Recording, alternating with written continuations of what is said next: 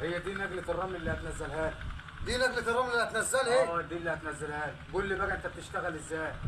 والله عايز تشتغل باليوم نشتغل، عايز تشتغل بالمتر نشتغل. تشتغل باليوم؟ انا معاك في كل الاتجاهات.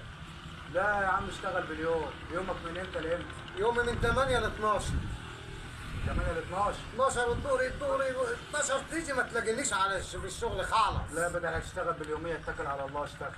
عايز لقمه ناكلها. اه احلى لقمة. البس سجاير وكوبايه شاي. ما نجيبش سجاير بس هنجيب. يلا اشتغل. ما تغيبش علي. مش غايب عليك، يلا اشتغل. شغل الله يقويك. توكلنا على الله. بعدين نسيت نقول لك حاجة. ايه؟ المفروض تسمي كده عشان ربنا يبارك لك وتخلص. نسمي ليه؟ ده انا عايز ربنا يجيب لي بركتي.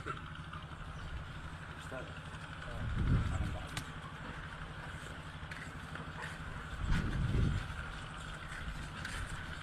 راح فين؟ هو ده شغل. هو ده الشغل.